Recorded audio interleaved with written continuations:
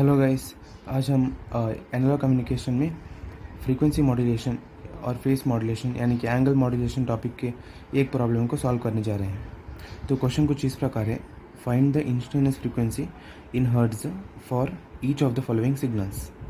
तो हमें यहाँ पर 3 सिग्नल दे रखा है और इसका हमें इंस्टेंटेनियस फ्रीक्वेंसी निकालना है, मतलब FI निकालना है। तो ये तीनों हमारा FM सिग्नल्स है, ना कि फेस मॉड्यूलेटेड सिग्नल्स। ये हमारा फ्रीक्वेंसी मॉड्यूलेटेड सिग्नल्स है। तो देखते हैं फर्स्ट सेट को कैसे सॉल्व करते हैं। यहाँ पर हमें इक्वेशन दे रखा है कि S of t is equal to 10 cos of 200πt plus π/3 और ये हमारा फ्रीक्वेंसी मॉड्यूलेटेड सिग्नल है। और यहाँ पर इन इक्वेशन का जनरल फॉर्म है S of t is equal to AC cos of theta of t.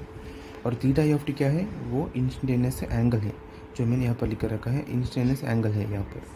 और ये थीटा ऑफ टी इस सिग्नल का ये पार्ट जो होता है कॉस ऑफ यह पार्ट, जैसे जनरल इक्वेशन में दे रखा है वो होता है। तो हम वो लिखेंगे पहले, theta of t is equal to हम 200πt प्लस π/3 लिख दिए। और हमें अभी FI ऑफ टी, अगर इंस्टेंटेनियस फ्रीक्वेंसी जो अभी क्वेश्चन में पूछा है वो अगर फाइंड आउट करना है तो हमारे लिए फार्मूला है FI of t equal to 1/2π d/dt of theta of t. और ये फार्मूला सिर्फ फ्रीक्वेंसी मॉड्यूलेटर के लिए सिग्नल्स के लिए अप्लाई होता है। अगर आपको क्वेश्चन में फेस मॉड्यूलेटर सिग्नल्स के लिए पूछा है तो ये 1/2π मत डालिए, सिर्फ d/dt of theta of T कीजिए। बाकी सब प्रोसीजर सेम फॉलो होता है उसमें भी। और यहाँ पर हम डालेंगे d/dt of theta of T को 200πt प्लस π/3 और इसे स्प्लिट कर देंगे डिफरेंशियल्स के रूल को। और हमें यहाँ पर मिलेगा 200π, क्योंकि 200πt का डिफ्रेंशिएशन क्या होता है विद रिस्पेक्ट टू टी, 200π होता है क्योंकि वो कांस्टेंट है। और d/dt ऑफ टी होता है 1 और हमें मिलेगा d/dt ऑफ π/3 0, क्योंकि वो कांस्टेंट है। तो फाइनली हमारा आंसर जो आएगा वो होगा 100। और ये ध्यान देकर रखो दोस्तों, क्योंकि यहाँ पर फ्रीक्वेंसी पूछा है इंस्टेंटेनियस फ्रीक्वेंसी, और कोई भी फ्रीक्वेंसी हो उसका यूनिट होता है हर्ट्ज़। तो ये 100 हर्ट्ज़ लिखना मत भूलिएगा। और ये हो गया हमारा फर्स्ट सब डिविज़न के लिए आंसर। और सेकंड वाला सेम टाइप सॉल्व करने हैं आपको। यहाँ पर सिर्फ इक्वेशन में ये थीटा ऑफ टी चेंज है, बाकी सब कुछ सॉल्व करने का तरीका सेम होता है। और यहाँ पर हम लिख दिए theta of t is equal to 200πt plus πt²। और यहाँ पर हमें फॉर्मूला लिख दिए और यहाँ पर सब्स्टिट्यूट कर दिए और फिर डिफरेंशियल का सम कर दिए।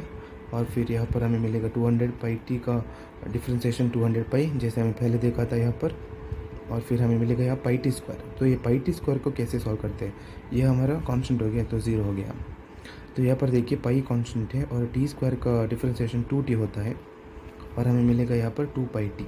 और हम इसे सेपरेट कर देंगे, तो जब हम इसे सेपरेट कर देंगे तो हमारा आंसर हो जाएगा यहाँ पर सेपरेट करके डिवाइड कर देंगे तो हमारा आंसर हो जाएगा यहाँ पर FI of t is equal to 100 plus t hertz. ये हर्ट्ज़ मेन इंपॉर्टेंट है, तो ये लिखना मत भूलिएगा क्योंकि ये फ्रीक्वेंसी है। तो हमारा अगला सवाल है यहाँ पर, ये थोड़ा अलग प्रकार का सवाल है क्योंकि यहाँ पर हमें राइट हैंड साइड में एक ट्रिग्नोमेट्रिक इक्वेशन दिया हुआ है, ना कि ऐसा कोई जनरल फॉर्म।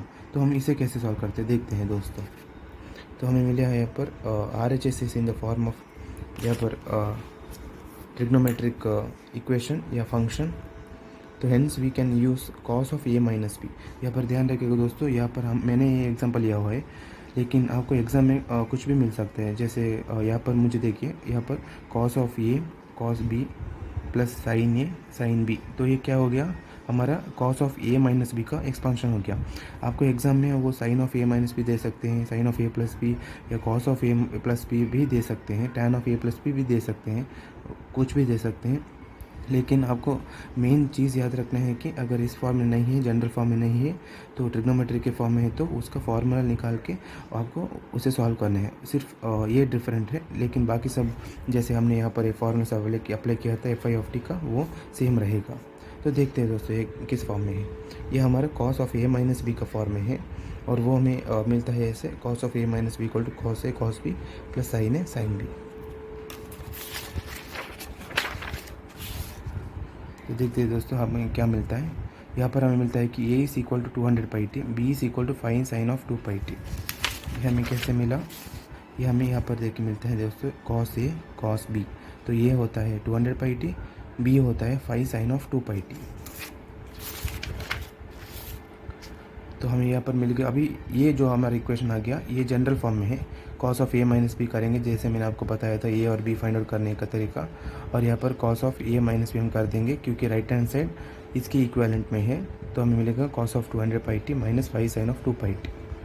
तो अभी हमें यहाँ पर ऐसे लिखेंगे दोस्तों यहाँ पर it is in the form of S of t is equal to A C cos of theta I of t and theta I of t from this equation it is from this format it is 200 pi t minus 5 sine of 2 pi t. तो हम यहाँ पर theta I of t 200 pi t minus 5 sine of 2 pi t लिख देंगे। और यहाँ पर F I of t is equal to 1/2 pi d by d t of theta I of t, वो सेम रहेगा हमारा इक्वेशन।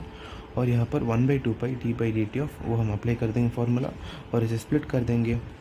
और फिर 200 पाई टी का हमने 2 बार देख लिया था, वो 200 पाई होता है क्योंकि टी कांस्टेंट है, मतलब टी वेरिएबल है, सॉरी दोस्तों, ये D by d t of जो टी होता है वो 1 है, कांस्टेंट नहीं है। 200 पाई कांस्टेंट है तो हमारा आंसर 200 पाई आएगा।